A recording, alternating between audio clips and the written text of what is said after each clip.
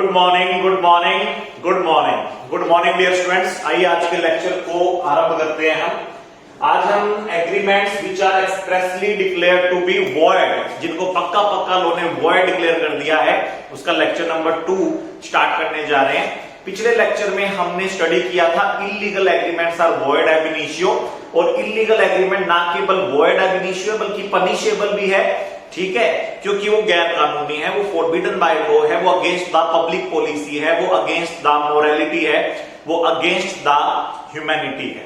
ठीक है, हमने कहा सर इलीगल एग्रीमेंट ना केवल खुद वॉइड होते हैं बल्कि उनसे जो कनेक्टेड एग्रीमेंट्स है, कोलैटरल एग्रीमेंट्स भी ध्वस्त हो जाते हैं, सब वॉइड हो जाते हैं। एग्रीमेंट अगर इलीगल इन पार्ट है और वो इनसेपरेबल है तो पूरा एग्रीमेंट की वॉइड हो जाएगा। हालांकि अगर इलीगल एग्रीमेंट पार्टली इलीगल है और उसका एक पार्ट लीगल है और वो सेपरेबल है तो लीगल पार्ट को सेव किया जा सकता है, वो इलीगल होगा, ठीक है, जो पार्ट सिर्फ वही वॉइड होगा, जो लीगल पार्ट होगा वो वैलिडेट रहेगा। ठीक है, उसके बाद हमने डिस्कस किया कि इसके अलावा और भी बहुत सारे वॉइड एग्रीमेंट होते हैं, agreement with minor, person of unsound mind, person disqualified by law.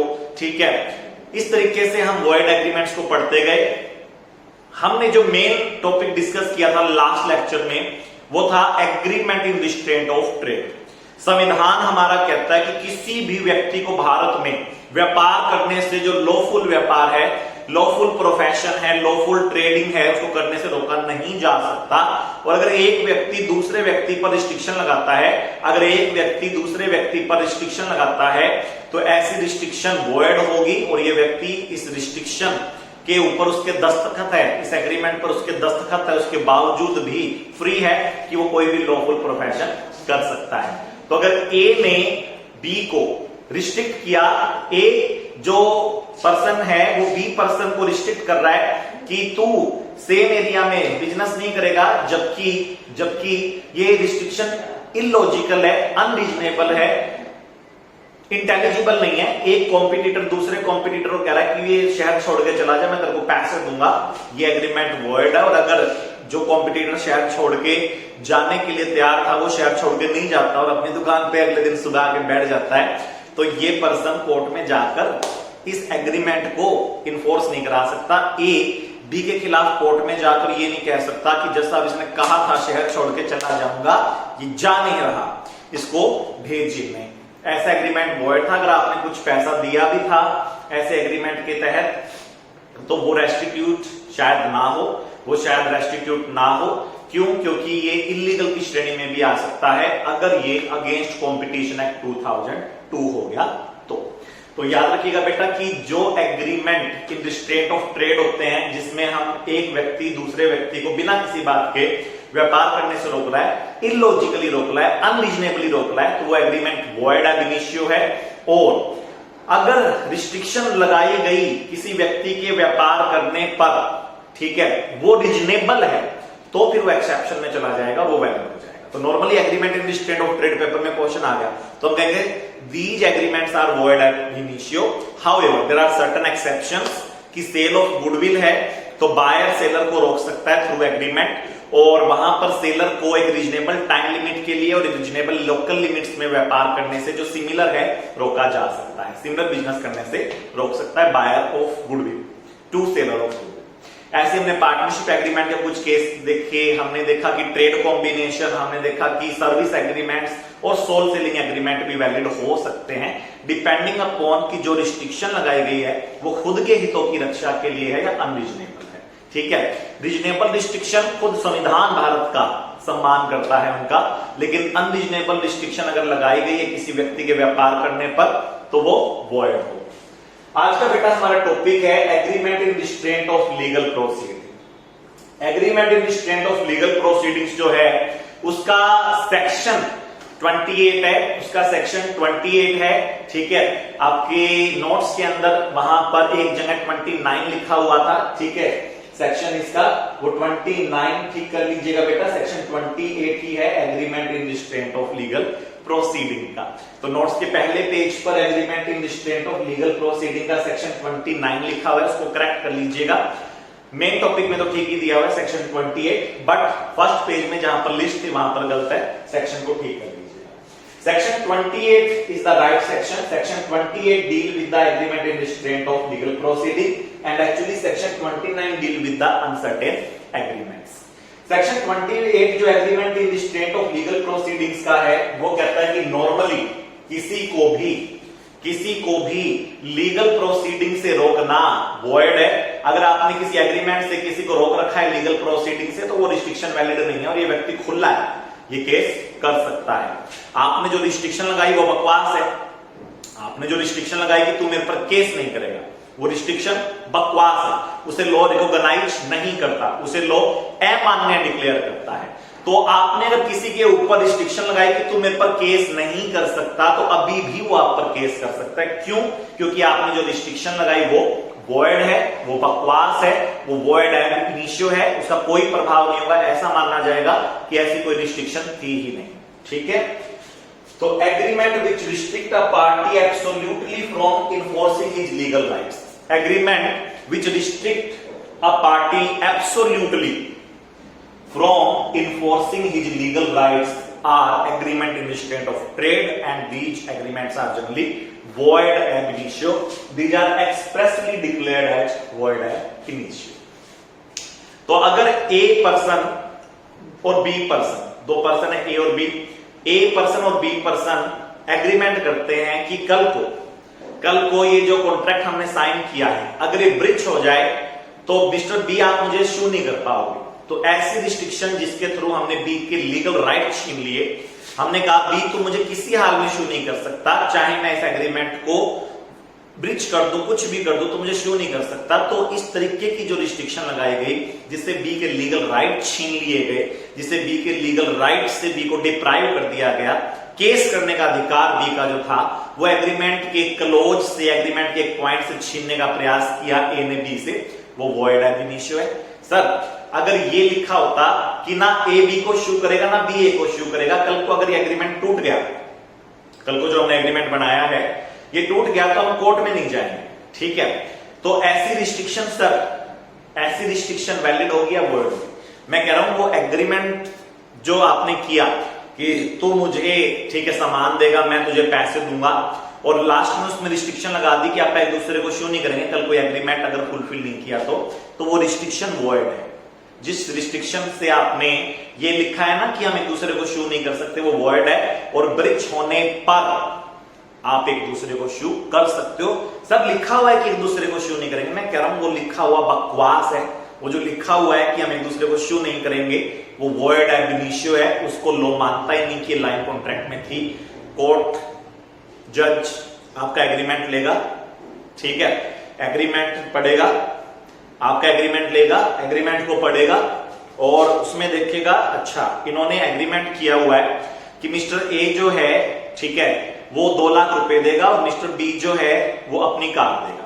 ए 2 लाख रुपए देगा बी को और बी अपनी कार देगा ए को। और लास्ट में लिखी हुई है कि अगर कल को ये सब ना हो तो एक दूसरे को शू नहीं कर सकते। तो कोर्ट कहेगी ऊपर वाली सारी लाइंस ठीक है, ये जो नीचे वाली लाइन है इसको काट दो। कोर्ट अपना पेन उठाएगी और उस लाइन को काट देगी।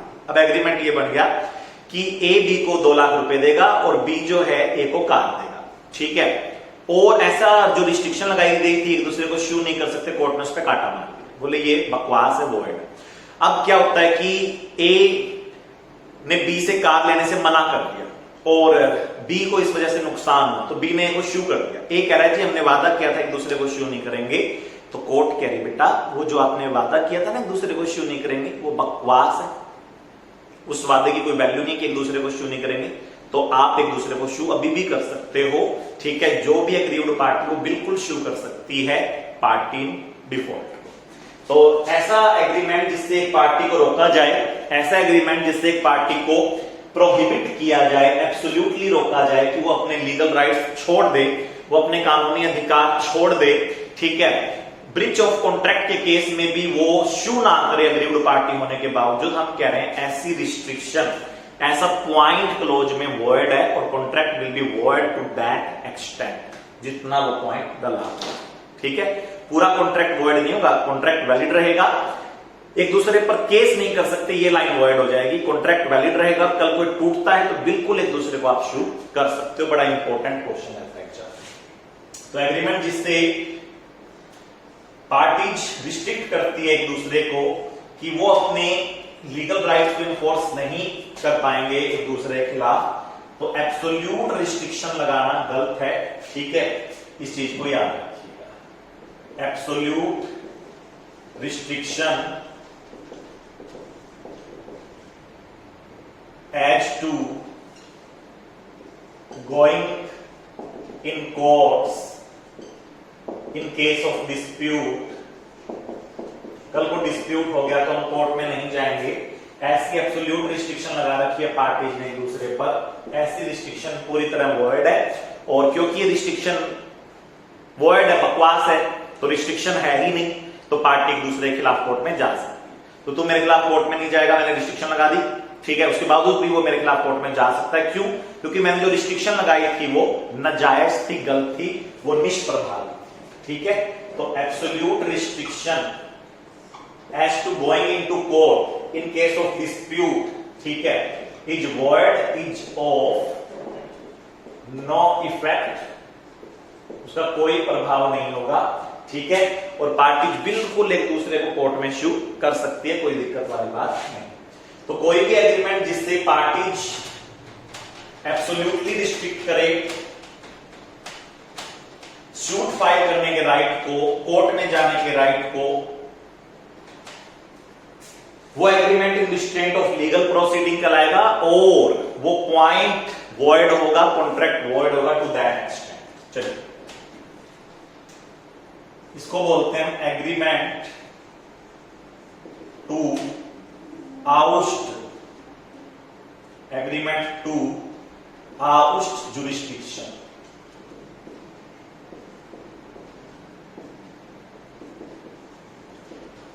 तो जहां पर पार्टीज जुरिडिक्शनल कोर्ट, न्यायिक कोर्ट को इग्नोर कर रही है, कह रही है कि कल को डिस्प्यूट हो गया तो आप न्यायिक कोर्ट में नहीं जाओगे, मैं भी नहीं जाऊंगा, तो एग्रीमेंट में लिखी हुई ऐसी लाइंस वर्ड है, एग्रीमेंट वैलिड रहेगा, एग्रीमेंट में लिखी हुई ऐसी लाइंस वर्ड है, और कल को वो एग्रीमेंट अगर फुलफिल नहीं होता तो बिल्कुल पार्टी दूसरे को शू कर सकती है। तो agreement to oust jurisdiction of court completely is void, और ऐसी लाइंस का कोई फर्क नहीं पड़ेगा, और पार्टी अभी भी एक दूसरे के खिलाफ कोर्ट में जा सकती है। चलिए, जैसे हमने पढ़ा था कि रिस्ट्रिक्शन अगर लगाई जाए किसी व्यक्ति पर कि तू व्यापार नहीं करेगा, और बेकार की रिस्ट्रिक्शन लगा रखी है, इलॉजिकल, जैसे कि हमने आउटगोइंग पार्टनर पर नॉन कॉम्पिटिंग बिजनेस की रिस्ट्रिक्शन लगाई। जैसे कि मैंने अपने आउटगोइंग पार्टनर पर कहा कि तू नॉन कॉम्पिटिंग बिजनेस नहीं करेगा, तो अरे क्यों नहीं करेगा, करने दो। ठीक है, मेरे एकेडमी से कोई टीचर छोड़ के जा रहा है, और मैं कह रहा हूं कि तू एकेडमी छोड़ने के बाद ठीक है पंसारी की दुकान खोल के नहीं बैठेगा, तो बकवास है, वो रिस्ट्रिक्शन वॉइड है, और वो बंदा उस रिस्ट्रिक्शन पे अगर साइन कर भी दे तो भी बाउंड नहीं होगा इस रिस्ट्रिक्शन से। ऐसे ही यहां पर भी agreement in restraint of legal proceeding void तब होंगे जब रिस्ट्रिक्शन अनरीजनेबल हो, एब्सोल्यूट हो। एक्सेप्शंस इसकी मैं पढ़ाता हूं। एक्सेप्शंस है बेटा, reasonable restrictions may be imposed. Reasonable restrictions are valid. Agreement in restraint of legal proceeding के अंदर, एग्रीमेंट जिसके थ्रू लीगल प्रोसीडिंग नहीं करेंगे एक दूसरे के खिलाफ, उसमें रीजनेबल रिस्ट्रिक्शंस है, एब्सोल्युटली नहीं रोका गया, कुछ रीजनेबल पॉइंट्स डाले गए, तो वो रीजनेबल रिस्ट्रिक्शन वैलिड हो सकती। कैसे सर, जरा देखिए।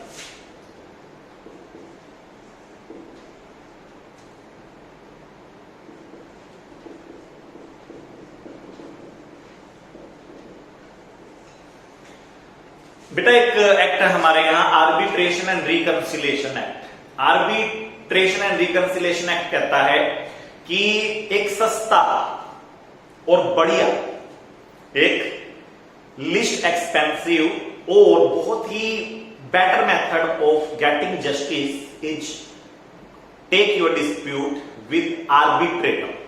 आप अपने डिस्प्यूट को आर्बिट्रेटर के पास ले जाओ, ठीक है, आप अपने डिस्प्यूट को कोर्ट में ना ले जाकर आर्बिट्रेटर के पास ले जाओ। तो ये बहुत ही अच्छा तरीका है जिससे पार्टीज के बीच का डिस्प्यूट भी निपट जाएगा, और पार्टीज के बीच का डिस्प्यूट बहुत जल्दी निपटेगा, स्पीडी डिसीजन आएगा, बेटर डिसीजन आएगा, दोनों पार्टीज की रजामंदी से डिसीजन आएगा, तो आर्बिट्रेशन में हम डिस्प्यूट लेके जाएंगे। कल को हमारे बीच में कोई भी झगड़ा हो गया तो हम आर्बिट्रेशन में लेके जाएंगे। जैसे एक डॉक्टर और एक पेशेंट के बीच में एग्रीमेंट हुआ कि डॉक्टर जो है वो पेशेंट का इलाज करेगा, ठीक है, और उसने डॉक्टर ने पेशेंट से लिखवा भी लिया कि अगर कोई, ठीक है, पेशेंट की फैमिली मेंबर से लिखवा भी लिया कि अगर कोई, ठीक है, हादसा हो जाता है तो उस केस में पेशेंट या उसके घर वाले डॉक्टर को लायबल नहीं करेंगे, ऐसा लिखवाते हैं। ऐसा एग्रीमेंट हो गया कि डॉक्टर इतने पैसे लेगा, इतने दिन आप हॉस्पिटल में रहोगे, एक्सेट्रा सब कुछ हो गया। उसके बाद हॉस्पिटल बड़ा है, जैसे मेदांता, आर्टिमिस, ठीक है, गंगाराम, वो आजकल क्या करते हैं अपने एग्रीमेंट में, अगर आप ध्यान से पढ़ेंगे तो लास्ट पॉइंट्स में एक पॉइंट होता है उनका एग्रीमेंट के एकदम लास्ट पॉइंट में, जहां पे दस्तखत करते हो आप, पेशेंट और उसके घर वाले दस्तखत करते हैं, वहां पे लास्ट में एक पॉइंट होता है कि in case of any dispute matter will be referred to arbitrator rather than court of जजेज, कि मैटर को हम आर्बिट्रेटर के पास लेके जाएंगे और कोर्ट ऑफ जजेज में नहीं लेके जाएंगे। तो यहां पर मेन चीज क्या हुई कि यहां पर हमने ये नहीं कहा कि एक दूसरे को हम शू ही नहीं कर सकते, हम कह रहे हैं एक दूसरे के खिलाफ शू तो कर सकते हैं, हम कोर्ट में केस तो कर सकते हैं, बट वो कोर्ट जजेज की ना होकर वो आर्बिट्रेटर के पास हम अपने डिस्प्यूट को लेके जाएंगे। तो ये रिस्ट्रिक्शन अगर आपने लगा रखी कि कोर्ट में नहीं जाएंगे, नॉर्मल कोर्ट में, डिस्ट्रिक्ट कोर्ट में, हाई कोर्ट में, ठीक है, आर्बिट्रेटर के पास अपना केस लेके जाएंगे, तो ये एब्सोल्यूट रिस्ट्रिक्शन नहीं है। और क्योंकि एब्सोल्यूट रिस्ट्रिक्शन नहीं है तो ये वॉइड भी नहीं है, तो ऐसे रिस्ट्रिक्शन लगाई जा सकती है।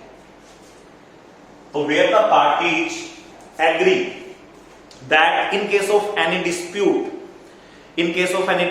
which may arise between them, dispute will be referred to arbitrator, then it is a valid restriction और पार्टीज का उसको फॉलो करना पड़ेगा। अब पार्टीज ने लिख रखा कि कल को हमारे बीच में डिस्प्यूट हो गया तो हम आर्बिट्रेटर के पास जाएंगे, तो ये वैलिड लिखा हुआ है, और कल को अब डिस्प्यूट हो गया तो वास्तव में उनको आर्बिट्रेटर के पास ही जाना पड़ेगा और आर्बिट्रेटर जो डिसीजन देगा उसे मानना पड़ेगा, ठीक है। बहुत बार तो ये लिखा होता है कि हम आर्बिट्रेटर के पास जाएंगे और आर्बिट्रेटर के डिसीजन से खुश नहीं है तो कोर्ट में जाएंगे, और कई बार तो ये भी लिखा होता है कि हम आर्बिट्रेटर के पास जाएंगे और अगर आर्बिट्रेटर के डिसीजन से खुश नहीं है तो बस जो आर्बिट्रेटर ने डिसीजन दे दिया उसी को मान लेंगे, चाहे हम खुश नहीं है तो भी उसको मान लेंगे। तो ये भी एब्सोल्यूट रिस्ट्रिक्शन नहीं हुई, यहां पर भी पार्टीज एक दूसरे के खिलाफ कहीं जा ही नहीं पाई, ऐसी कोई बात नहीं थी, आर्बिट्रेटर के पास तो आप गए थे। तो आर्बिट्रेटर क्या होता है? आर्बिट्रेटर एक मतलब पंचायती टाइप का बंदा होता है जो सरकार जुडिशियल अथॉरिटीज के तौर पे ही अपॉइंट करती है, बट वो क्वासी जुडिशियल होता है, वो दोनों पार्टीज को बिठाकर आमने सामने दोनों पार्टीज के डिस्प्यूट को रिजोल्व कराता है। उसका मेन मकसद एक पार्टी की जीत और दूसरी पार्टी की हार नहीं होती, उसका मेन मकसद होता है कि दोनों पार्टी, यार तुम व्यापारी क्यों लड़ रहे हो, ठीक है, क्या है प्रॉब्लम, क्या है, दोनों बताओ, दोनों में से थोड़ा थोड़ा एडजस्टमेंट करा देता है, दोनों पार्टीज की रजामंदी से डिसीजन देता है, एक तरफा डिसीजन देता। जो कोर्ट ऑफ जजेज होती है वो क्या करती है, एक पार्टी के पक्ष में डिसीजन दे देगी, दूसरे के खिलाफ, एक पार्टी के पक्ष में दूसरी पार्टी के खिलाफ कहेगी, सारे सबूत और गवाहों के मद्देनजर आपको दोषी ठहराया जाता है और आप इतना दो। लेकिन आर्बिट्रेटर दोनों में से किसी को दोषी नहीं ठहराता, कहते दोष किसी का नहीं है, ठीक है, दोष किसी का नहीं है। अब इस कॉन्ट्रैक्ट को ये ना सोचो कि ये दोषी, आपको तो लंबा एक दूसरे के साथ रिलेशन चलाना है, आपको तो जिंदगी भर व्यापार करना है, क्यों लड़े आपस में, ठीक है, वो मुझे बताओ। लड़ाई का कारण खत्म करवा देता है आर्बिट्रेटर, ठीक है, और दोनों पार्टी की रजामंदी से, ना किसी को गुनहगार ठहराता है ना किसी को विनर वो डिक्लेयर करता है, और दोनों पार्टी की रजामंदी से एक मिड सॉल्यूशन निकाल देता है। इसीलिए आर्बिट्रेशन जो है वो ज्यादा अच्छा मेथड माना गया जस्टिस ऑब्टेन करने का। तो जहां पर पार्टी ने एग्री किया कि कल को कोई डिस्प्यूट हो गया तो हम आर्बिट्रेटर के पास लेके जाएंगे और जज के पास नहीं लेके जाएंगे, तो ऐसी रिस्ट्रिक्शन वैलिड है। और अब कल को डिस्प्यूट हो गया तो आर्बिट्रेशन के पास ही वो पहले लेके जाएंगे और जज के पास बाद में लेके जाएंगे। और अगर ऐसा लिखा हुआ है कि हम सिर्फ आर्बिट्रेटर के पास लेके जाएंगे और उसके खिलाफ कोई अपील नहीं करेंगे तो भी वैलिड है, उस केस में आप सिर्फ आर्बिट्रेटर के पास ही जाओगे, जो उसने डिसीजन दिया वो आपको राजी राजी मानना होगा। चलिए, तो जहां पर रीजनेबल रिस्ट्रिक्शन लगाई गई है कि आप डिस्प्यूट को लेके तो जाएंगे बट आर्बिट्रेटर के पास लेके जाएंगे अगर हमारे बीच में कोई डिस्प्यूट हुआ तो वैलिड है। तो जहां पर एक एग्रीमेंट में स्टार्टिंग में ये डला हुआ है, ठीक है, डिस्प्यूट जो है वो लेटर ऑन हुआ, ठीक है, और close was from very beginning, close was from very beginning कि कल को डिस्प्यूट हो गया तो हम आर्बिट्रेटर के पास जाएंगे, डिस्प्यूट बाद में हुआ तो अब उनको आर्बिट्रेटर के पास ही जाने का अधिकार है, वो नॉर्मल कोर्ट में नहीं जा पाएंगे। ये वैलिड रिस्ट्रिक्शन, ये माननी पड़ेगी दोनों पार्टी को। कई बार ऐसा भी होता है कि डिस्प्यूट ऑलरेडी है और क्लोज, जिस एग्रीमेंट के ऊपर डिस्प्यूट हुआ उसमें ऐसा कोई क्लोज नहीं था कि हम आर्बिट्रेटर के पास जाएंगे, तो अब ये राइटिंग में एग्री करेंगे,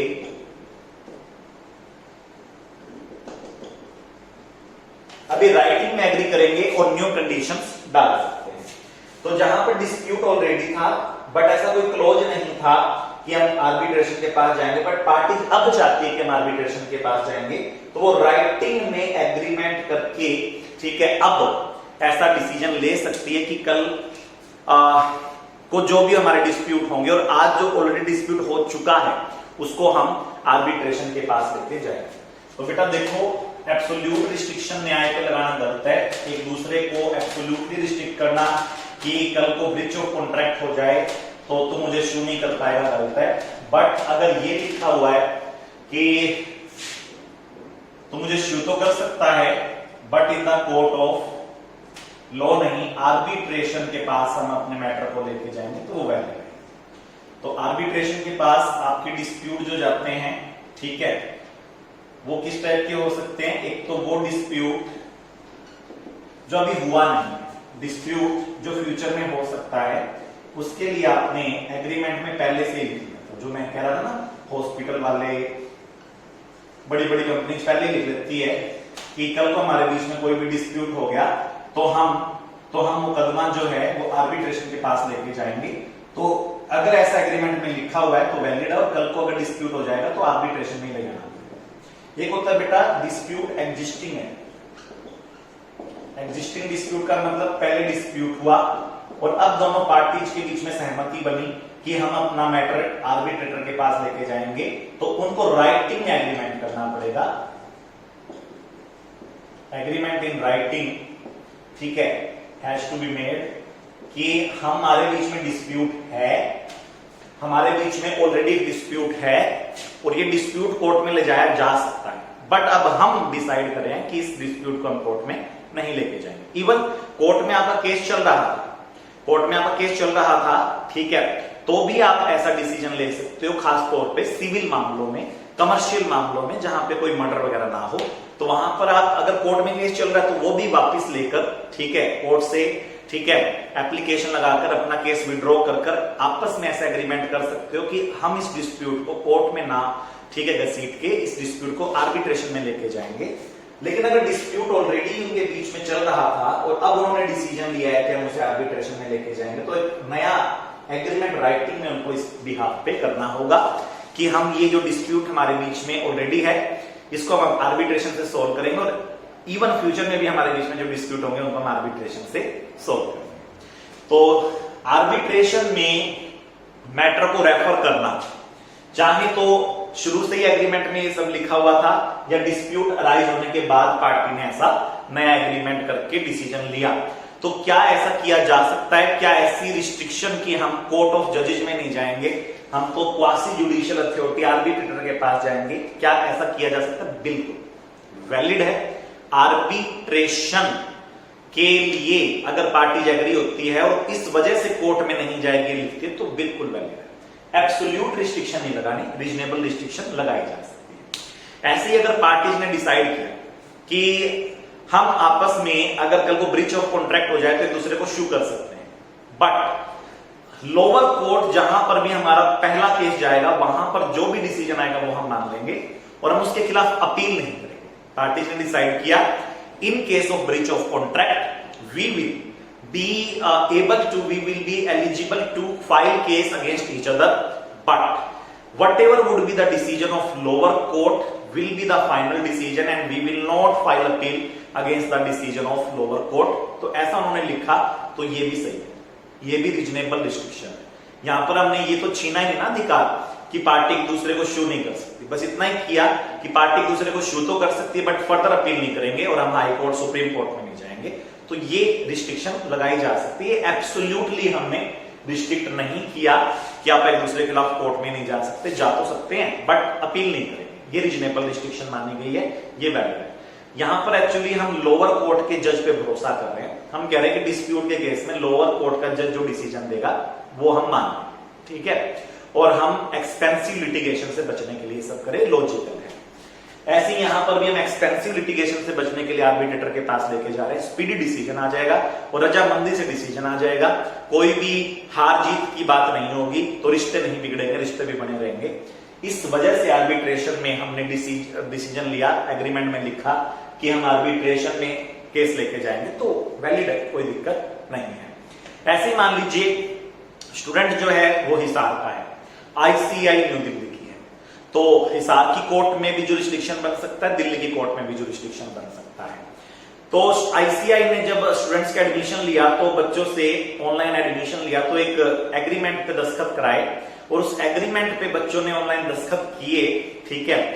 बच्चों के दस्तखत जरूर जाते हैं जब भी आप रजिस्ट्रेशन कराते हो। उस टर्म्स लिखी हुई थी वहां पे आईसीआई में। एक टर्म ये भी है कि कल को अगर हिसार का स्टूडेंट है और आईसीआई दिल्ली की है, हिसार का स्टूडेंट एग्रीव्ड फील कर रहा है आईसीआई की किसी भी गलती की वजह से, आईसीआई जेन्युइनली गलत है वहां पर, और हिसार का बच्चा एग्रीव्ड फील कर रहा है, तो वो केस हिसार की कोर्ट में नहीं कर पाएगा, वो केस न्यू दिल्ली की कोर्ट में कर पाएगा। तो जहां पर दो कोर्ट्स के पास जुरिस्डिक्शन है और पार्टीज आपस में ये एग्री कर ले, साइन कर ले कि हम इस मामले को एक ही कोर्ट में लेके जाएंगे, तो ये भी एब्सोल्यूट रिस्ट्रिक्शन नहीं, ये वैलिड रिस्ट्रिक्शन है।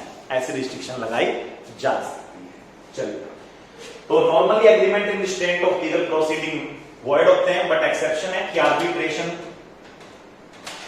का अगर पॉइंट डला हुआ है और इस वजह से वो कोर्ट ऑफ जजेज में नहीं जाना चाहे, तो वो वैलिड है, कोई दिक्कत नहीं है। आर्बिट्रेटर जो डिसीजन देगा वो मानना। उन्होंने लिखा हुआ है कि आर्बिट्रेशन से जो डिसीजन आएगा वो फुल एंड फाइनल होगा, तो वो अपील भी नहीं कर पाएंगे, बिल्कुल रिस्ट्रिक्शन वैलिड है।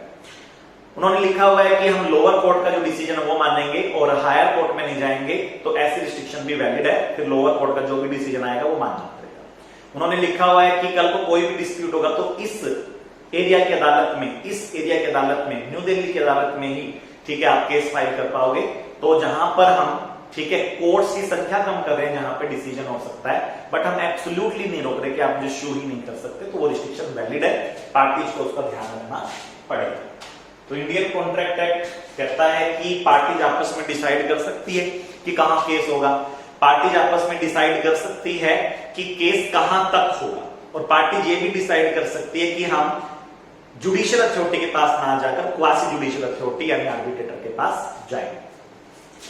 सेकंड एग्रीमेंट जिनको रोका गया है बेटा इन रिस्ट्रेंट ऑफ लीगल प्रोसीडिंग, जिनको वॉइड एब इनिशियो माना गया है, वो वे एग्रीमेंट है जो लिमिट करते हैं, जो अब्रिज करते हैं, जो छोटा कर देते हैं, जो शॉर्ट कर देते हैं, कर्टेल का मतलब काट देते हैं पीरियड ऑफ फाइलिंग शूट। ऐसे एग्रीमेंट जिससे पार्टी ने एक दूसरे के खिलाफ कोर्ट में केस करने का राइट तो खत्म नहीं किया, बट उस राइट को एक्सरसाइज करने के ऊपर टाइम लिमिट लगा दी, और उस टाइम लिमिट से उन्होंने जो पीरियड ऑफ लिमिटेशन एक्ट में टाइम पीरियड दिया है उसको भी छोटा कर दिया, तो ऐसी रिस्ट्रिक्शन नाजायज होगी। Agreement which limit, which shorten, which abridge, which cartel period of filing shoot even shorter than the period prescribed by law. For example, limitation act 1963 में लिखा हुआ है कि 3 साल तक आप डिस्प्यूट होने के बाद 3 साल तक एक दूसरे पर केस कर सकते हो। पार्टीज ने आपस में डिसाइड कर लिया कि हम एक दूसरे के खिलाफ केस सिर्फ 1 साल तक ही कर पाएंगे, तो ऐसा एग्रीमेंट की हम, ऐसा पॉइंट की हम 1 साल तक ही केस कर सकते हैं, वो वॉइड है। 3 साल तक बिल्कुल केस किया जा सकता है। तो ए और बी ने एग्रीमेंट किया, एग्रीमेंट में ये डिसाइड हुआ term 1, term 2, term 3, term 4, term 5 कि तुम ये करोगे, मैं ये करूंगा। आपस में प्रॉमिस और reciprocal promise,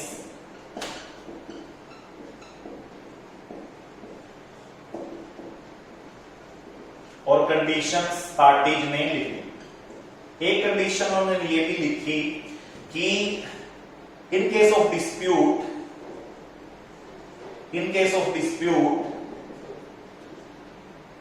case can be filed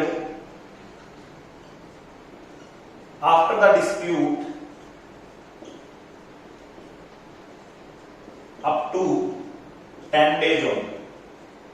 उन्होंने ये लिख लिया कि कल को अगर हमारे बीच में कोई भी डिस्प्यूट हुआ तो उस केस में हम एक दूसरे को शू कर पाएंगे डिस्प्यूट होने के 10 दिन के अंदर। मान लो कि तुमने लोन नहीं पे किया तो मैं 10 दिन के अंदर अंदर ही तुम पे केस कर सकता हूं। अगर तुमने मुझे लोन नहीं दिया टाइम पे और मैं 10 दिन में केस नहीं कर पाता तो 11वें दिन से मैं केस नहीं कर सकता, तुम मुक्त हुए, तुम डिस्चार्ज हुए।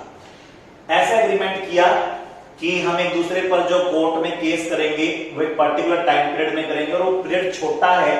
लिमिटेशन एक्ट में जो 3 साल का पीरियड बताया गया है उससे छोटा है, 10 दिन का पीरियड कर दिया तुमने। तो ऐसा एग्रीमेंट का पॉइंट वॉइड है। ये एग्रीमेंट बाकी तो सारा वैलिड रहेगा, ये वाला पॉइंट वॉइड होगा और कोर्ट इस पे काटा मार देगी। कोर्ट कहेगी ऐसा कुछ नहीं है, केस कर ले, ठीक है। यानी कि अगर बैंक का लोन खा गया कोई बंदा, कस्टमर बैंक का, और बैंक के और कस्टमर के बीच में एग्रीमेंट था कि बैंक 10 दिन के अंदर अंदर ही केस कर सकता है और बैंक ने महीने के बाद केस किया तो बिल्कुल बैंक केस कर सकता है। जो बैंक के ऊपर रिस्ट्रिक्शन थी कि 10 दिन में ही केस करना है वो वॉइड है, ऐसी रिस्ट्रिक्शन लगाई नहीं जा सकती, ठीक है। ऐसे ही इंश्योरेंस एग्रीमेंट के ऊपर एक बहुत बड़ी मेजर अमेंडमेंट है। जो हमारी अमेंडमेंट है वो 1996 में आई थी और 8 जनवरी 1997 से एप्लीकेबल हुई। क्या है ये अमेंडमेंट? एग्रीमेंट विच एक्सटिंग्विश का मतलब होता है खत्म करना, वेव करना, ठीक है। एग्रीमेंट विच एक्सटिंग्विश यानी खत्म कर रहे हैं जो agreement legal right of a person. क्यों? क्योंकि उस पर्सन ने एक्शन लेना था एक पर्टिकुलर टाइम पीरियड में और उस पर्सन ने उस पर्टिकुलर टाइम पीरियड में एक्शन नहीं लिया और वो टाइम पीरियड जो उसको दिया गया है एक्शन लेने के लिए वो लिमिटेशन एक्ट के दिए हुए टाइम पीरियड से छोटा था। जैसे कि इंश्योरेंस कंपनी क्या करती थी? इंश्योरेंस कंपनी क्या करती थी, मान लीजिए किसी महिला के पति की डेथ हो, उसने इंश्योरेंस कंपनी में क्लेम के लिए अप्लाई किया। इंश्योरेंस कंपनी ने उस महिला के पति पर उस महिला को क्लेम देने से इनकार कर दिया, डिस्प्यूट हो गया रोड़ा। यहां पर महिला ने अप्लाई किया और इंश्योरेंस कंपनी ने रिजेक्ट कर दिया, क्लेम डिस्प्यूट हो गया। अब इंश्योरेंस कंपनी ये ऐसा एग्रीमेंट में क्लोज डाल देती थी कि अगर हमारे बीच में डिस्प्यूट हो जाए तो 3 महीने के अंदर अंदर एग्रीव्ड पार्टी, जो पार्टी अपने आप को एग्रीव्ड फील कर रही है, वो केस नहीं करेगी 3 महीने के अंदर अंदर, तो फिर इंश्योरेंस कंपनी फ्री हो जाएगी और उसके बाद इंश्योरेंस कंपनी पे केस किया नहीं जा सकता। ऐसा इंश्योरेंस कंपनी एग्रीमेंट में लिख देती थी और वो वैलिड भी हो जाता था। यानी कि अगर डिस्प्यूट होने के बाद, क्लेम रिजेक्ट होने के बाद अगर वो महिला 3 महीने तक अप्लाई नहीं करती थी कोर्ट में, इंश्योरेंस कंपनी के खिलाफ केस नहीं करती थी, तो 3 महीने के बाद वो केस कर भी नहीं पाती थी। जबकि लिमिटेशन एक्ट कहता है 3 महीने में 3 साल तक केस किया जा सकता है।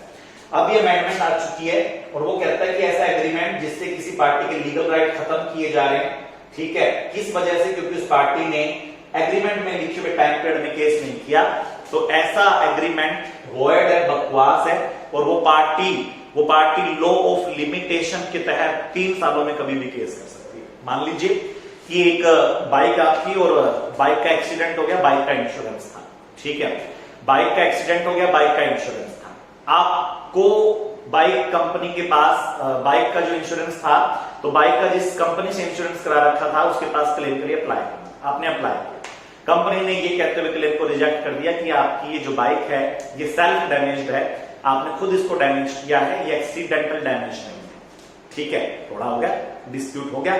अब कंपनी ने लिखा हुआ है कि अगर कोई डिस्प्यूट हो जाए जिसपे आपके दस्तखत भी है तो आप उस डिस्प्यूट के केस में 1 महीने के अंदर अंदर कोर्ट में केस करोगे। अगर आपने 1 महीने में कोर्ट में केस नहीं किया तो ये माना जाएगा कि डिस्प्यूट इज रिजॉल्व और आपको कोई आपत्ति नहीं है, इट विल बी डीम्ड कि आपको कोई प्रॉब्लम नहीं है और आपने ये बात मान ली है कि आपका क्लेम नहीं बनता था, ठीक है।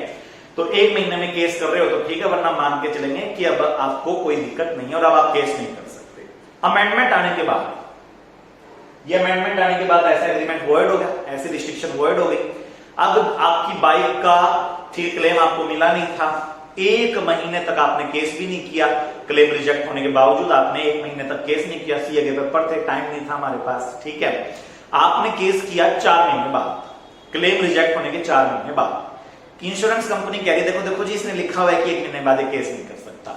आप कह रहे हो जज साहब ये देखो अमेंडमेंट एक्ट क्या कहता है, Indian contract act amendment act 1996 देखिए ये कहता है जी, ऐसी कोई एग्रीमेंट, ऐसी कोई लाइन जिससे कि पार्टीज के लीगल राइट खत्म किए जा रहे हैं क्योंकि उसने एक पार्टिकुलर टाइम पीरियड में एक्शन नहीं लिया, जबकि वो टाइम पीरियड लिमिटेशन एक्ट के टाइम पीरियड से छोटा एग्रीमेंट में लिख रखा था, तो वो एग्रीमेंट वॉइड है, वो लाइंस वॉइड है, और 1 महीने में केस नहीं किया तो केस ही नहीं कर सकते, बकवास है। कोर्ट ने कहा बिल्कुल ये बकवास है कि 1 महीने में केस नहीं कर सकते, तो फिर केस हो ही नहीं सकता, ये लाइंस बकवास है, आप बिल्कुल केस कर सकते हो और इंश्योरेंस कंपनी पर केस किया जा सकता है अप टू 3 इयर्स। तो ये बेटा आपका agreement in restraint of legal proceeding है। नॉर्मली ये वॉइड एब इनिशियो होते हैं, बट एब्सोल्यूट रिस्ट्रिक्शन हो तो भी ये वॉइड होते हैं। अगर पार्टीज ने ये डिसाइड किया कि हम कोर्ट में जा सकते हैं बट अपील नहीं करेंगे तो वैलिड है। पार्टीज ने ये कहा कि हम कोर्ट की बजाय आर्बिट्रेशन फॉलो करेंगे और आर्बिट्रेटर के पास अपना डिस्प्यूट लेके जाएंगे, वैलिड है। अगर उनके बीच में पहले से एग्रीमेंट है और फिर बाद में डिस्प्यूट हो जाता है कि पहले से एग्रीमेंट है कि आर्बिट्रेशन में लेके जाएंगे और डिस्प्यूट बाद में हो जाता है तो भी कोई दिक्कत नहीं है, और डिस्प्यूट पहले हो गया और पहले से ऐसा एग्रीमेंट था नहीं कि आर्बिट्रेटर के पास जाएंगे और अब एग्रीमेंट कर लिया कि हम इस एग्जिस्टिंग डिस्प्यूट को आर्बिट्रेशन के पास लेके जाएंगे, आर्बिट्रेटर के पास लेके जाएंगे, आर्बिट्रेशन से इसको रिजोल्व करेंगे, तो भी ये वैलिड है, प्रोवाइडेड वो एग्रीमेंट राइटिंग में हो जिसके थ्रू आपने एग्जिस्टिंग डिस्प्यूट को आर्बिट्रेशन में ले जाने का डिसीजन लिया। ऐसे ही 2-3 कोर्ट बनती है आपकी जहां पर डिस्प्यूट जा सकता है, आपने डिसाइड कर लिया कि वन ऑफ द कोर्ट में जाएगा तो वो भी वैलिड है, वो एब्सोल्यूट रिस्ट्रिक्शन है, वो रीजनेबल रिस्ट्रिक्शन है, वो वैलिड है, वो पार्टीज को माननी पड़ेगी।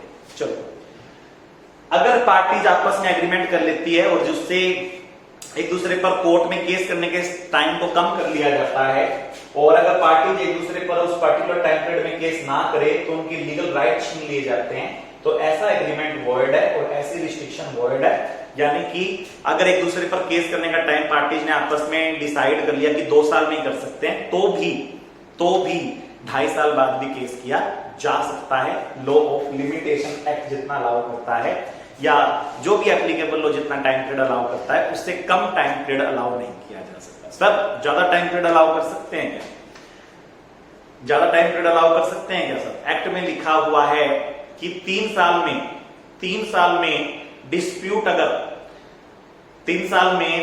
अगर कोर्ट में नहीं गया तो फिर वो डिस्प्यूट आगे कोर्ट में नहीं आ सकता। क्या पार्टीज, ठीक है, इस 3 साल बाद वाले 3 साल गुजर चुके डिस्प्यूट के अब भी कोर्ट में जाना चाहती है तो ऐसा एग्रीमेंट कर सकती है क्या कि हाँ टाइम बाय डेट इनफोर्सेबल होगा? बिल्कुल कर सकती है। आप इस टाइम पीरियड को एक्सटेंड कर सकते हो कि 3 साल की बजाय हम 5 साल तक एक दूसरे पर केस कर सकते हैं। आप इस टाइम पीरियड को एक्सटेंड कर सकते हो कि 3 साल की बजाय हम 5 साल तक एक दूसरे पर केस कर सकते हैं, बट इसको रिस्ट्रिक्ट नहीं कर सकते क्योंकि ये रिस्ट्रिक्टेड तो ऑलरेडी।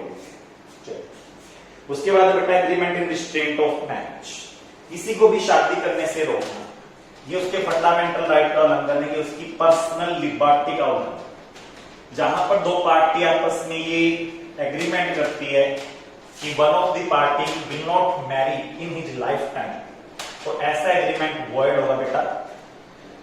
तो जहां पर पार्टीज के बीच में एग्रीमेंट हुआ कि one of the party will not Mary, ऐसा एग्रीमेंट वॉइड है और ऐसी रिस्ट्रिक्शन वॉइड है। जिस पार्टी पे ऐसी रिस्ट्रिक्शन लगी वो अभी भी शादी कर सकती है, कोई दिक्कत नहीं।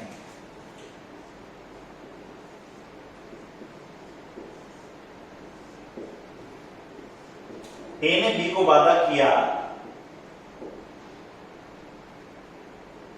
प्रॉमिस किया नॉट टू मैरी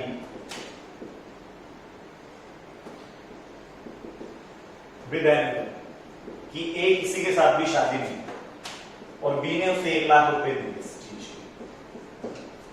ये एग्रीमेंट वॉइड है, ठीक है, ये एग्रीमेंट वॉइड है, ये अगेंस्ट पब्लिक पॉलिसी है, ये देश हित के खिलाफ माना गया है क्योंकि ये फंडामेंटल राइट्स का उल्लंघन है, ये कॉन्स्टिट्यूशन का उल्लंघन है, ठीक है। तो promise not to marry with anyone void है, बकवास है, ऐसा माना जाएगा। ऐसा कोई प्रॉमिस आपने किया ही नहीं, तो A is free to marry even after this fact कि उसने ऐसा एग्रीमेंट साइन कर रखा है, ए इज फ्री कि वो किसी से भी शादी कर सकता है। चलिए ए ने बी के साथ एग्रीमेंट किया कि ए विल मैरी बी, ये वैलिड एग्रीमेंट है, ये वैलिड कॉन्ट्रैक्ट है, ये मैरिज कॉन्ट्रैक्ट है। और ए ने बी से वादा किया कि वो बी से शादी करेगा, ये वैलिड कॉन्ट्रैक्ट है। अब अगर ए सी से जाकर शादी कर लेता है तो बी एग्जाम्पलरी डैमेज ले सकती है, ऑर्डिनरी डैमेज ले सकती है, ठीक है। तो ये पार्टी एग्जाम्पलरी डैमेज ले सकती है अगर ये कॉन्ट्रैक्ट टूटे तो। लेकिन अगर ए ने बी को कहा कि या तो मैं शादी ही नहीं करूंगा, करूंगा तो तुझसे ही करूंगा, I will marry with you only and no one else. यहां पर ए ने बी से शादी करने का एग्रीमेंट नहीं किया, यहां ए बी को भरोसा दे रहा है कि या तो मैं शादी नहीं करूंगा, I will not marry, and if I will marry then I will marry with you only and no one else, ठीक है। तो ऐसा एग्रीमेंट भी agreement in restraint of trade है, नहीं, ऐसा agreement in restraint of marriage है, ऐसा agreement in restraint of marriage है और ये वॉइड एब इनिशियो है। और अब अगर ए किसी और से जाके शादी कर ले तो बी ए को शू नहीं कर सकती, ये कहते हुए कि ए ने वादा किया था कि वो किसी से शादी नहीं करेगा और करेगा तो सिर्फ उसी से करेगा, ठीक है। और अगर ये प्रॉमिस ब्रीच होता है तो ए ने मुझे 2 करोड़ रुपए देने का वादा किया था और अब क्योंकि ए ने सी से शादी कर ली है तो जज साहब मुझे 2 करोड़ रुपए दिलवाइए, कुछ नहीं मिलेगा मैडम, ठीक है। ऐसा एग्रीमेंट वॉइड एब इनिशियो था जिसमें ए ने कहा कि मैं आपसे शादी करूंगा और मैं किसी से शादी नहीं करूंगा, ठीक है, मैं आपसे ही शादी करूंगा और किसी से भी शादी नहीं करूंगा। ऐसा एग्रीमेंट वॉइड हो गया इन शब्दों की वजह से, ठीक है। तो ए ने बी से कहा मैं आपसे शादी करूंगा, ये वैलिड एग्रीमेंट है, टूट जाए तो बी ए को शू कर सकती है। लेकिन ए ने बी को कहा कि मैं आपसे ही शादी करूंगा, किसी और से शादी नहीं करूंगा, तो ये agreement in restraint of marriage की कैटेगरी में चला जाएगा। आप किसी व्यक्ति को शादी करने से नहीं रोक सकते और उसको जो शादी करने के टाइम चॉइस करने का अधिकार है, समय पर करने का अधिकार है, अपनी मर्जी से अपना जीवन साथी चुनने का अधिकार है, उसको भी रिस्ट्रिक्ट नहीं कर सकते, वो वॉइड हो जाएगा। पेनल्टी एक्सेप्शन तो हर जगह दिए हम, यहां पर भी देखते हैं, वैलिड रिस्ट्रिक्शंस लगाई जा सकती है बिल्कुल। Penalty for remarriage, penalty on remarriage, अगर आपने दोबारा शादी की तो आप पे पेनल्टी लगेगी। ये रिस्ट्रिक्शन जो है ये वैलिड है। एक्चुअली में हम सामने वाले बंदे को दोबारा शादी करने से रोक नहीं रहे, हम कह रहे हैं कर ले, बट दोबारा शादी करेगा तो तुझे मेरा भरण पोषण करना होगा, ठीक है। निकाहनामा, निकाहनामा साइन हुआ किसके बीच में, अब्दुल के बीच में और बीबी के बीच में। अब्दुल ने बीबी से वादा किया कि वो, ठीक है, सिर्फ उसी से शादी करेगा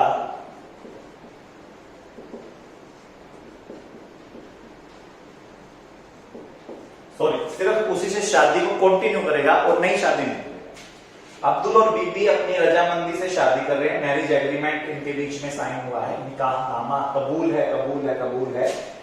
और उस मैरिज एग्रीमेंट में एक शर्त है कि अब्दुल की बीबी सिर्फ यही होगी और कोई नहीं होगी।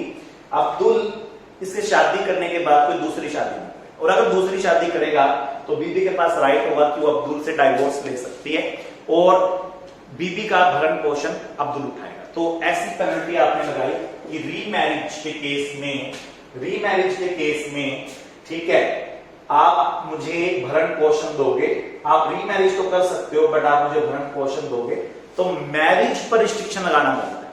पहली बात तो रीमैरिज पर रिस्ट्रिक्शन लगाना तो वैसे भी गलत नहीं, हिंदू लॉ में तो अलाउड नहीं है रीमैरिज, ठीक है, जल्दी से।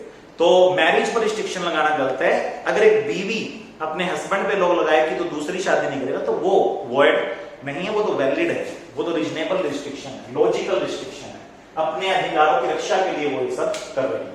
और अगर किसी मुस्लिम महिला ने ये रिस्ट्रिक्शन लगाई है कि शादी अगर आप दूसरी करोगे, क्योंकि मुस्लिम लॉ में अलाउड है, तो आप मुझसे डाइवोर्स लेके करोगे तो ये वैलिड रिस्ट्रिक्शन है और आप मेरा भरण पोषण करोगे, वैलिड रिस्ट्रिक्शन। ऐसे ही 2 विधवा महिला है एक पुरुष की, उन्होंने आपस में एग्रीमेंट किया कि अगर आपने दोनों में से कोई भी शादी कर लेती है, रीमैरिज कर लेती है, एक पुरुष की दो विधवा महिला है और वे दोनों आपस में एग्रीमेंट करती है कि अपने में से कोई भी अगर शादी कर लेती है तो हमारे पति का जो हक है, ठीक है, हमारे पति का जो हक है, ठीक है, वो हम ले जाएंगी अपने साथ। अभी तक बंटवारा नहीं है, दोनों एक ही घर में रह रही है, लेकिन कह रही कि अगर हम दोनों में से किसी की भी शादी पहले हो गई तो वो इस घर का बंटवारा करके, ठीक है, इस तरीके से इसको ले जाएंगे। मान लीजिए घर में दो पोर्शन है, ग्राउंड और फर्स्ट, ठीक है, और ग्राउंड और फर्स्ट जो है उन दोनों विधवा महिला के नाम है, कॉमन। अब इन्होंने आपस में एग्रीमेंट कर लिया कि कल को जो भी पहले शादी करेगा उसको फर्स्ट फ्लोर मिल जाएगा और जो बाद में शादी करेगा या शादी नहीं करेगा उसको ग्राउंड फ्लोर मिलेगा, ठीक है। तो ऐसा एग्रीमेंट वैलिड है, इसमें हम शादी करने से तो रोक ही नहीं देना, हम तो बस प्रॉपर्टी का बंटवारा कर रहे हैं रीमैरिज के केस।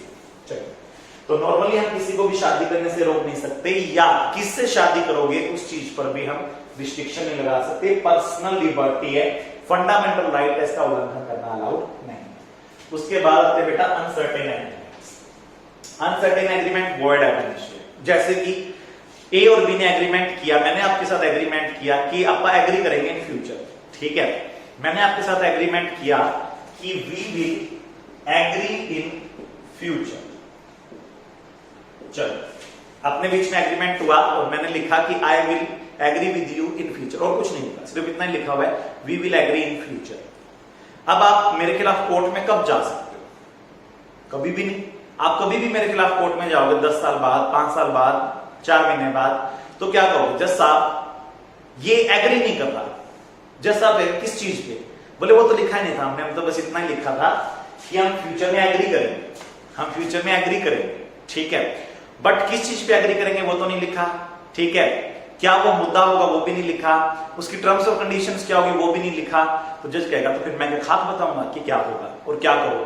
तो जहां पर पार्टीज ने आपस में ये लिख दिया कि we will agree in future, but किस चीज पे एग्री होंगे, कितनी क्वांटिटी पे एग्री होंगे, प्राइस क्या होगा, कुछ भी मेंशन नहीं है, तो टोटली अनसर्टेन एग्रीमेंट है, वॉइड है, इनिशियो है। ऐसे ही एक पार्टी ने कहा कि वो सेलर ने कहा बायर को, एग्रीमेंट हुआ सेलर बायर के बीच में कि वो सेल करेगा 100 टन्स ऑफ ऑयल, और ये नहीं बताया कौन से टाइप का ऑयल है, जबकि सेलर मल्टीपल ऑयल में डील करता है, तो वहां पर एग्रीमेंट वॉइड हो जाएगा, क्योंकि अनसर्टेनिटी है कि कौन सा ऑयल। कल को बायर अगर कोर्ट में चला जाता है कि सेलर ऑयल नहीं दे रहा, ठीक है, तो कोर्ट कौन सा ऑयल दिलवाएगा, ठीक है, तो ये बड़ा मुश्किल हो जाएगा डिटरमाइन करना। तो जहां पर सेलर ने बायर को कहा कि वो ऑयल सेल करेगा, but type of oil prescribe नहीं किया, और सेलर मल्टीपल ब्रांड्स में डील करता है, तो वहां पर ये एग्रीमेंट वॉइड हो जाएगा ड्यू टू अनसर्टेन। बड़ा फेमस एग्जाम क्वेश्चन है, ठीक है। हालांकि अगर सेलर एक सिंगल टाइप के ऑयल में ही डील करता है और उसमें टाइप ऑफ ऑयल नहीं बताया बायर और सेलर ने एग्रीमेंट करते टाइम कि कौन सा ऑयल है, और सेलर एक पर्टिकुलर टाइप के ऑयल में ही एक पर्टिकुलर ब्रांड में डील करता है, तो वहां पर अनसर्टेनिटी रिमूव हो सकती है, capable of being made certain है, और ऐसा एग्रीमेंट वैलिड रहेगा। हालांकि टाइप ऑफ ऑयल नहीं बताया, but it is implied. Implied कहां से हुआ? क्योंकि सेलर एक ही टाइप का ऑयल बेचता है। मान लीजिए सेलर सिर्फ कोकोनट ऑयल बेचता है, कोकोनट ऑयल बेचता है, और एग्रीमेंट में बताया नहीं कि सेलर बायर को कौन सा ऑयल देगा, तो it will be deemed, it will be implied कि कोकोनट ऑयल की बात हो रही है। ऐसे मैंने कहा कि I will pay you 10 lakh rupees in lieu of your car if I am able to pay, तो ये वॉइड हो जाएगा, क्योंकि जैसे वो मेरे खिलाफ कोर्ट में जाएगा मैं कहूंगा जज साहब अभी तो मैं एबल हुआ नहीं, ठीक है, इफ आई विश टू पे, वो मेरे खिलाफ कभी भी कोर्ट में जाएगा मैं कहूंगा जज साहब अभी मेरा मन नहीं कर रहा, मैंने तो कहा था इफ आई विश टू पे, जज साहब कहेगा तेरे को अक्ल नहीं है, ऐसे एग्रीमेंट वॉइड होते हैं। एग्रीड पार्टी को कहेगा तो एग्रीड ही नहीं, तो मूर्ख है, तो दुखी या पीड़ित नहीं है, तो बेवकूफ है। तो जहां पर पार्टी लिख देती है कि if I am able to pay, if I wish to pay, ठीक है, if your goods prove to be lucky, मैं आपसे घोड़ा खरीदता हूं और उस घोड़े के पैसे तब दूंगा जब वो घोड़ा लकी साबित होगा। तो आप मेरे खिलाफ कोर्ट में जाओगे, पैसे नहीं दे रहा, तो मैं कह दूंगा जी अभी तक घोड़ा लक्की साबित नहीं हुआ। वो कहेगा जी घोड़ा लक्की साबित हो चुका है, देखो इसके इतना पैसा हो गया। मैं इतना तो वैसे ही कर लेता, मैं लक्की साबित नहीं हुआ, तो ये वॉइड होगा। ऐसे wording agreement in future I am able to pay if I wish to pay, ये वॉइड कर देंगे एग्रीमेंट को अनसर्टेनिटी की वजह से। If goods prove to be lucky, ठीक है, I will buy your house if your house is beauty fully decorated artistically designed। मैंने और आपने एग्रीमेंट कर लिया कि मैं आपका घर खरीदूंगा, और मैंने आपका घर अभी तक देखा नहीं है। मैंने कहा मैं आपका घर खरीदूंगा, इतने रुपए में सौदा हो गया, लेकिन खरीदूंगा तभी जब आपका घर मुझे सुंदर लगे। ऐसा एग्रीमेंट आपने कर लिया, इतने रुपए दूंगा, आपका घर खरीदूंगा तभी जब मुझे सुंदर लगे, ऐसा लिख दिया। अब मैंने घर खरीदने से मना कर दिया, आप मेरे को कैसे कोर्ट में इशू करोगे? मैं कह दूंगा जी मेरे को घर सुंदर नहीं लगा। तो ऐसी कंडीशंस लगाना, ठीक है, कि घर सुंदर लगेगा, गुड्स लकी होंगे, अगर मेरा मन करेगा, अगर मैं दे पाऊंगा तो दे दूंगा, इससे एग्रीमेंट वॉइड हो जाता है। या फिर आपने प्राइस रख दिया कि आई विल पे आइदर ₹2 करोड़ और ₹2 लाख फॉर योर हाउस, तो भी वॉइड हो जाएगा क्योंकि वो अनसर्टेन हो गया। लेकिन कुछ एग्रीमेंट वैलिड भी होते हैं जिनका मीनिंग सर्टेन किया जा सकता है। जैसे कि ए ने बी को कहा कि मैं आपको ऑयल बेचूंगा, टाइप ऑफ ऑयल नहीं बताया, बट ऑयल का, ठीक है, एक ही ब्रांड ए के पास है, तो वो टाइप ऑफ ऑयल नाम आने के बावजूद भी वैलिड है। ऐसे ही ए ने कहा I will save you all my grains in my godown number this, ठीक है, इन ग्रीन स्क्वायर मार्केट हिसाब। और ये नहीं बताया कि मेरे पास कौन से ग्रेन्स हैं, बट ग्रेन्स की लोकेशन बता दी और लिख दिया कि मैं सारे ग्रेन जो उस गोदाम में पड़े आपको बेचूंगा। भी कहता है ठीक है, मैं उस गोदाम में जो भी पड़ा उसको 2 करोड़ दे दूंगा। तो यहां पर ये अनसर्टेन नहीं है, क्योंकि यहां पर गुड्स को आइडेंटिफाई किया जा सकता है बड़ी आसानी से। यहां पर उसने कहा है ऑल माई ग्रेन्स, ठीक है, जो एक पर्टिकुलर लोकेशन में पड़े हैं, तो ये सर्टेन गुड्स के लिए बात हो रही है, अनसर्टेन नहीं, ठीक है। और प्राइस तो हाई लो हो ही सकता है, कोई दिक्कत नहीं। ऐसे अगर ए और बी के बीच में एग्रीमेंट हुआ कि हम जो गुड्स, ठीक है, खरीदेंगे बेचेंगे वो ये है, और प्राइस जो है वो सी फिक्स कर देगा, तो ये भी वैलिड है। प्राइस एक थर्ड पार्टी से फिक्स कराया जा सकता है, sale of good act 1930 allow. A और बी ने गुड्स फिक्स कर लिए और कहा प्राइस जो भी रिजनेबल होगा वो चार्ज कर लिया जाएगा, ये डील भी वैलिड है, क्योंकि प्राइस जो है वहां पर कोर्ट रिजनेबल जो होगा वो उस दिन के मार्केट प्राइस के हिसाब से डिसाइड कर देगी। ए और बी ने डील कर ली और प्राइस जो है उन्होंने फिक्स ही नहीं किया, प्राइस वाज नॉट फिक्स, ठीक है, और ए और बी ने डील कर ली, ठीक। तो वहां पर अगर उस प्राइस को रीजनेबली डिटरमाइन किया जा सकता है तो वो कॉन्ट्रैक्ट वैलिड हो सकता है। तो normally uncertain agreement are void ab initio because उनमें ऐसे पॉइंट्स होते हैं, बट अनसर्टेन एग्रीमेंट सारे के सारे वॉइड नहीं होते। ऐसे अनसर्टेन एग्रीमेंट जिनका मीनिंग, ठीक है, सर्टेन किया जा सकता है, जिनको रीजनेबली, ठीक है, सर्टेन किया जा सकता है, वो वैलिड हो सकते हैं। तो ये हमारे एक्सप्रेसली डिक्लेयर्ड वॉइड एग्रीमेंट का टॉपिक कंप्लीट होता है। मैंने आपको सारे एग्जाम क्वेश्चन करा दिए हैं, जितने भी आपके केस बन सकते हैं, जितने भी एग्जाम्पल बन सकते हैं, ए से लेकर जेड तक सब करवा दिए हैं। याद रखिएगा आज के लेक्चर की खास बातें, आर्बिट्रेशन में हम अपना डिस्प्यूट लेके जाएंगे, ये वैलिड रिस्ट्रिक्शन है और इसको दोनों पार्टी को मानना पड़ेगा। हम अपील नहीं करेंगे, सिर्फ लोअर कोर्ट में जाएंगे, वैलिड रिस्ट्रिक्शन है, मानना पड़ेगा। हम यहां जा सकते हैं, बट हम सिर्फ इसी कोर्ट में जाएंगे, ये वैलिड रिस्ट्रिक्शन है, मानना पड़ेगा, ठीक है। हम जो है, जो हमारे बीच में, ठीक है, टाइम पीरियड है केस करने का, उसको घटाएंगे, ये वॉइड होगा, वो घटाने के बावजूद भी घटेगा नहीं। और मान लीजिए लिखा हुआ 2 महीने में केस कर सकते हैं, उसके बाद केस नहीं कर सकते, तो ये रिस्ट्रिक्शन वॉइड है। 2 महीने बाद भी केस किया जा सकता है, ठीक। ये हो गया agreement in restraint of legal proceed. Marriage के लिए किसी को रोकना गलत है। आप सिर्फ मुझसे शादी करोगे, किसी और से शादी नहीं करोगे, ये भी गलत है। आप मुझसे शादी करोगे, ये एग्रीमेंट वैलिड है। अगर ए अपनी फाइनल इंटेंशन डिक्लेयर करे कि भी मैं बी से शादी करना चाहता हूं, वो वैलिड एग्रीमेंट है। ए कहे बी से मैं अभी श्योर नहीं हूं किससे शादी करूंगा तो आपसे करूंगा, ये वॉइड है। अब ए खुला किसी से भी शादी कर सकता है, ठीक है। अनसर्टेन एग्रीमेंट नॉर्मली वॉइड होते हैं क्योंकि उनका मीनिंग ना तो सर्टेन होता है ना capable of being made certain होता है, तो वो वॉइड हो जाते हैं। बट अगर अनसर्टेन एग्रीमेंट्स की अनसर्टेनिटी को रिमूव किया जा सकता है तो कोर्ट उसको वॉइड डिक्लेयर नहीं कराएगी, बल्कि उसकी अनसर्टेनिटी को रिमूव करके उसको वैलिडेट करवाती। कुछ बच्चे पूछ रहे हैं सर हम केस स्टडी को कैसे सोल्व करें। बेटा कोई भी केस स्टडी पेपर में है, मान लीजिए आपके पास एक क्वेश्चन आ गया, केस स्टडी आ गई कि ए एक पर्टिकुलर ठीक है आइटम में डील करता है, ए ने बी के साथ डील की कि वो ठीक है इन गुड्स को बेचेगा, बट ए ने क्वांटिटी तो बता दी, रेट तो बता दिया, बट टाइप ऑफ गुड्स नहीं बताया, ऐसा क्वेश्चन दे दिया। तो आप पहले लीगल प्रोविजन देखिए कि normally uncertain agreements are void ab initio according to section 29 या according to the relevant provisions of Indian contract act. Normally agreements which are uncertain are void ab initio. फिर आप लिखिए लीगल प्रोविजन में however there are certain exception if the meaning of the uncertain agreement can be made certain due to some ठीक है intelligible usage of trade और due to some other way then it will be valid. तो normally uncertain agreement are void ab initio, but if their meaning can be made certain due to some technique, due to some acceptable usage of trade, then it can be valid।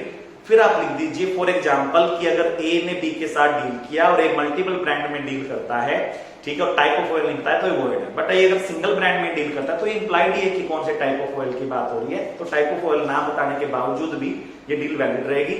ये legal provision हो गया। अब आप conclusion लिखिए in the given case also although the type of oil is not prescribed but the seller deal in a single oil only, therefore it is implied which type of oil is dealt with and hence this agreement is valid and enforceable। तो आपसे कोई भी question case study का पूछा जाए तो आप उसका लीगल प्रोविजन पहले लिखिए। लीगल प्रोविजन लिखने के बाद फिर लिखिए इन द गिवन केस ऐसा ही हुआ है, जैसा ऊपर हमने आपको प्रोविजन बताया, एग्जांपल बताया, गिवन केस भी ऐसा ही है, तो इस केस में भी डिसीजन यही रहेगा। तो पहले बेस और फिर केस का decision. Thank you, goodbye, take care.